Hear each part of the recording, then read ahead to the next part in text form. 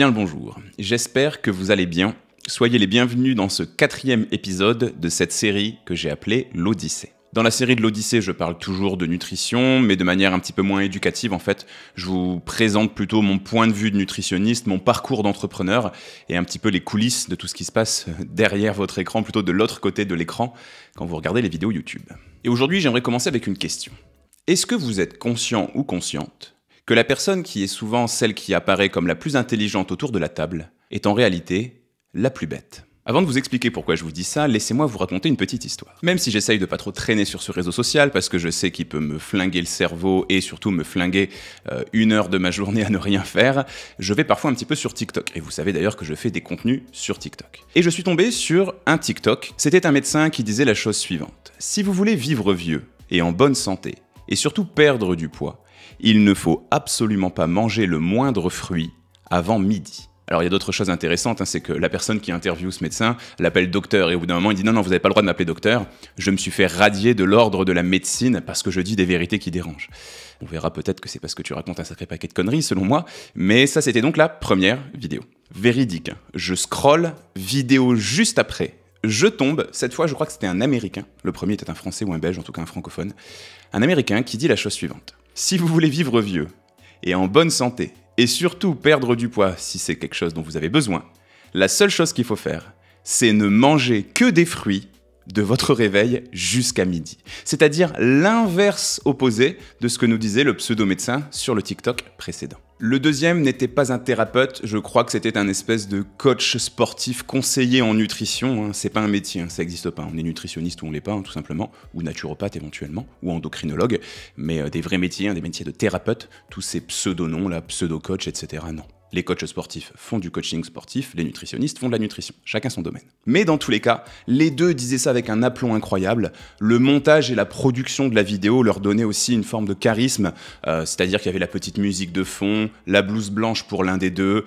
le regard vraiment de l'intervieweur convaincu, choqué, etc. Bref, c'était vraiment quelque chose de pertinent, je dirais, en tout cas dans la forme, pas forcément dans le fond. Et alors moi, ça m'a bien fait rire, mais ça m'a rapidement inquiété, parce que je me suis mis à votre place. Je me suis dit, mais qu'est-ce que ça peut donner, quelqu'un qui n'y connaît absolument rien en nutrition et qui tombe sur ces 2 TikTok d'affilée? Eh bien, c'est pas compliqué. Vous êtes complètement perdu. Et ça entretient quelque chose qui, selon moi, est une folie, l'idée que manger équilibré est quelque chose de compliqué. Il faut quand même se rendre compte que manger, tout comme boire, respirer ou dormir, ce sont des besoins vitaux. Ce sont des choses qui sont censées être ancrées dans notre patrimoine génétique au plus profond de nous. Je vous rappelle qu'on est quand même des animaux à la base. Est-ce que vous avez déjà vu un animal sauvage obèse? Non, ça n'existe pas. Donc, il faut quand même garder ça en tête qu'on est un petit peu en train de partir en cacahuète depuis quelques années parce qu'on vous fait croire que manger équilibré, c'est quelque chose de compliqué. Pas du tout. Et du coup, ça amène sur quelque chose d'un peu particulier que je constate depuis que je suis nutritionniste. Maintenant, ça fait une dizaine d'années.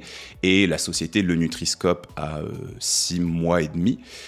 Mon travail est autant de vous désapprendre que de vous apprendre des choses. Le nombre de personnes qui ont pris des programmes Le Nutriscope ou que je reçois en consultation à mon cabinet et qui me disent « je n'arrive pas à perdre du poids, pourtant je bois un verre d'eau chaude tous les matins avec du sel, du poivre et du jus de citron ». Ça sort d'où ça? Je n'arrive pas à perdre du poids, pourtant je vous promets que je ne mange plus le moindre fruit. Ça sort d'où, encore une fois? Il est temps, à mon avis, que l'on arrête de vous prendre pour des idiots, qu'on arrête de vous prendre pour des cons, tout simplement, et que l'on vous implique dans votre santé. Vous êtes votre premier médecin, d'une certaine manière, et si on vous apprend à manger équilibré, les choses se passent très, très facilement, finalement. Et puis, il faut quand même se rendre compte qu'on n'est pas en train de parler de choses très complexes, on est en train de parler de poissons, de carottes, de pommes de terre, des choses très, très concrètes que vous avez tous les jours dans votre assiette.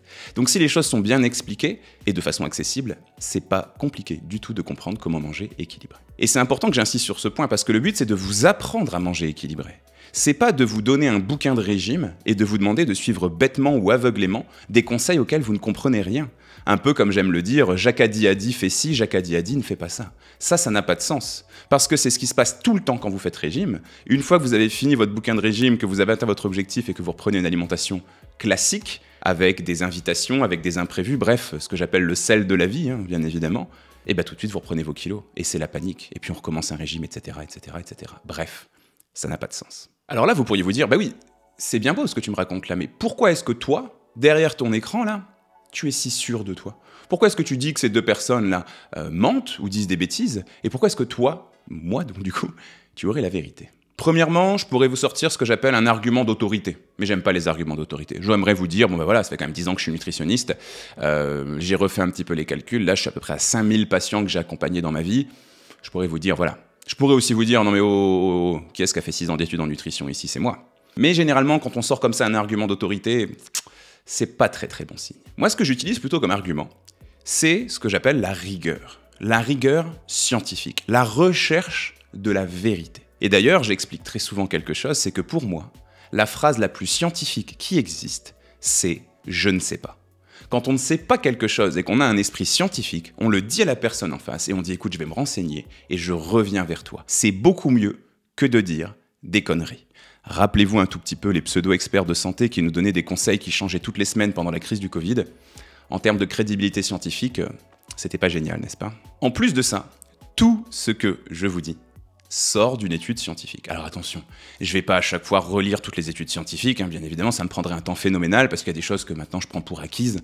Par exemple, les oméga 3 c'est bon pour la santé parce que c'est anti-inflammatoire. Bref, je vais pas aller à chaque fois relire une étude scientifique à ce sujet. Mais tout ce que je vous dis sort d'une étude scientifique. Et d'ailleurs, parfois, certaines personnes me disent « mais Jérémy, c'est quoi ta méthode ?» J'ai pas de méthode.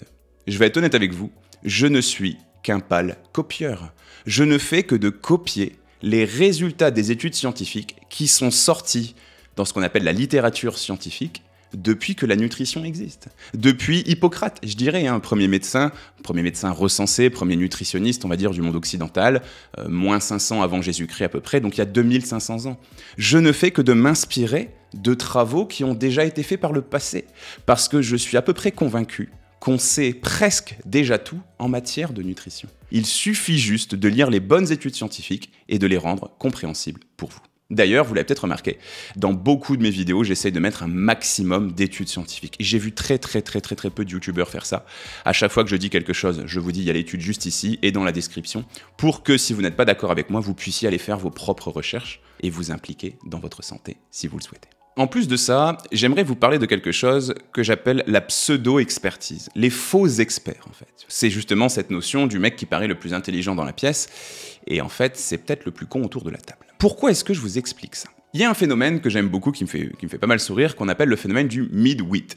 C'est quelque chose que je connais depuis longtemps, mais je ne connaissais pas ce nom, et ce nom j'ai découvert au sein d'une vidéo d'un entrepreneur que j'aime beaucoup, qui est un peu un exemple pour moi, qui s'appelle Théo Lyon, de l'entreprise Kudak, et la vidéo s'appelle « Les idiots et les génies sont souvent d'accord ». Je vous invite à aller regarder ça, ça dure 6 minutes je crois, et c'est hyper intéressant. Et cette notion du mid-wit, qu'est-ce qu'elle veut dire? Si quelqu'un qui n'y connaît absolument rien à la nutrition se pose la question de comment faire pour perdre du poids et manger équilibré, globalement il va se dire « bon bah faut manger des aliments de qualité et bouger mes petites fesses ». Ça va être à peu près ça, la logique. Quelqu'un qui va commencer à lire 1 ou 2 bouquins, regarder 3-4 petites vidéos YouTube à droite à gauche, va commencer à se sentir un expert.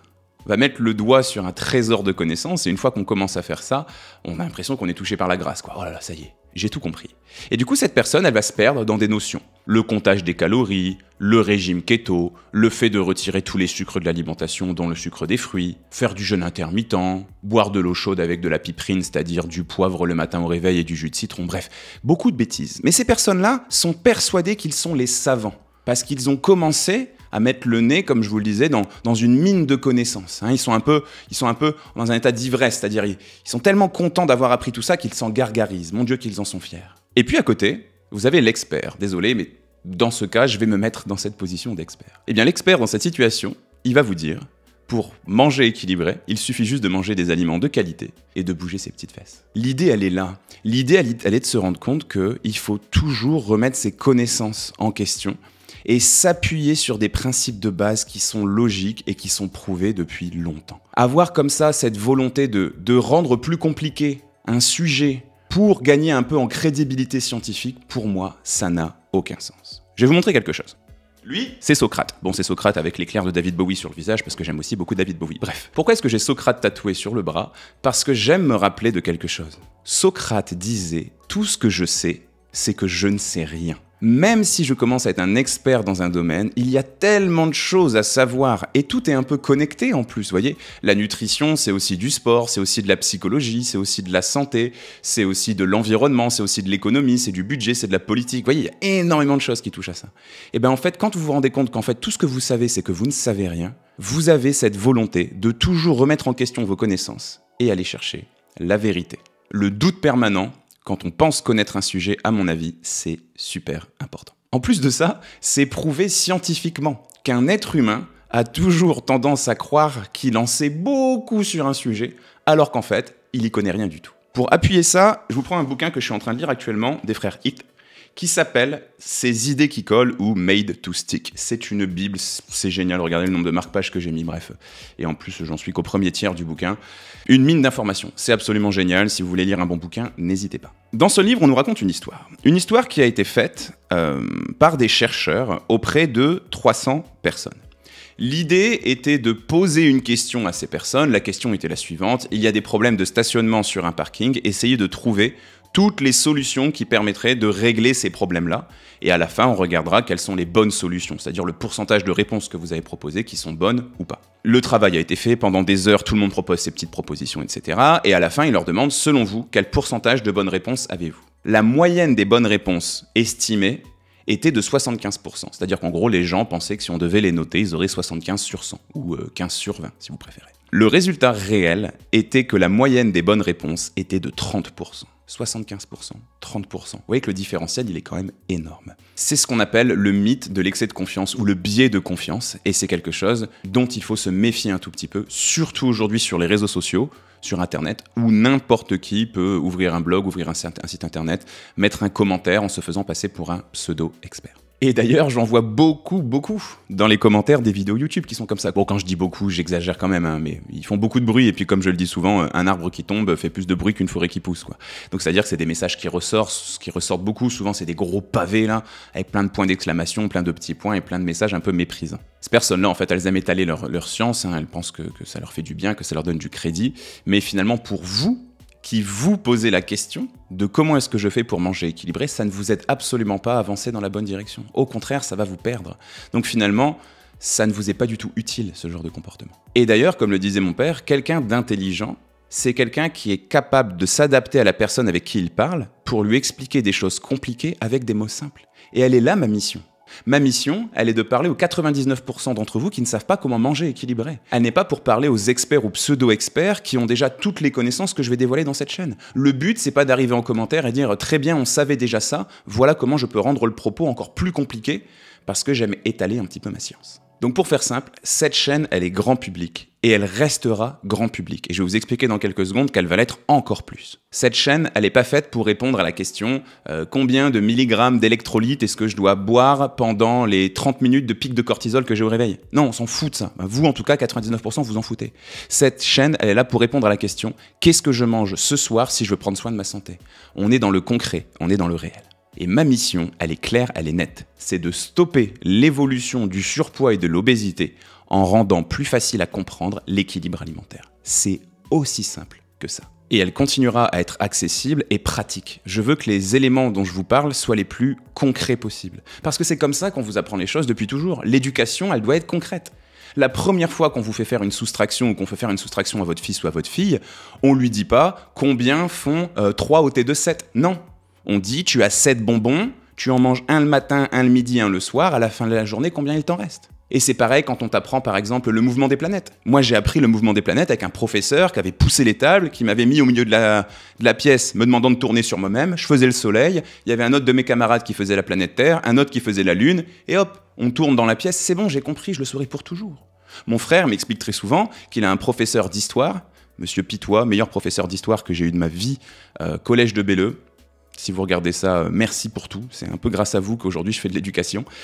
Qui nous a appris, en tout cas moi il l'a pas fait comme ça avec moi, mais avec mon frère il l'avait fait comme ça, la momification grâce à un rouleau de PQ. Il a momifié un élève dans la classe avec un rouleau de PQ. Mon frère n'oubliera jamais ce moment, il peut vous réexpliquer le procédé de momification précisément. Si quelqu'un lui avait dit « sortez vos cahiers et on va écrire un paragraphe de 15 minutes à ce sujet », il n'en saurait plus rien aujourd'hui. L'éducation doit être pratique. L'éducation doit être concrète et elle doit être accessible. Elle n'est pas là pour se gargariser de son ego.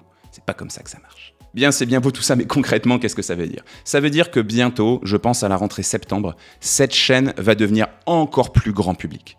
Vous le voyez peut-être dans les vidéos, c'est compliqué en fait de parler de science et de vous expliquer les choses sans parfois sortir des mots un petit peu compliqués.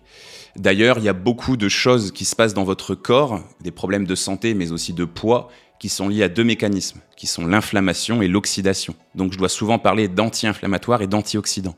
Déjà, les deux mots font flipper, et en plus de ça, c'est des notions assez complexes. Mais je vais vraiment travailler à fond sur ça dans les semaines, dans les mois qui viennent, pour réussir à vous trouver des images, des comparaisons, des choses qui sont vraiment concrètes pour vous, pour que vous compreniez les choses encore mieux, et que j'arrête un petit peu de dire, parce que c'est vrai que c'est quelque chose que je dis beaucoup dans les vidéos, bon bah ça vous n'êtes pas obligé de le retenir, ça vous n'êtes pas obligé de le retenir, bon bah si vous n'êtes pas obligé de le retenir, pourquoi je le dis dans ce cas-là, voyez. Donc je vais travailler un petit peu plus sur ça. Et le deuxième aspect, c'est que j'ai vraiment envie de répondre à des questions que vous vous posez.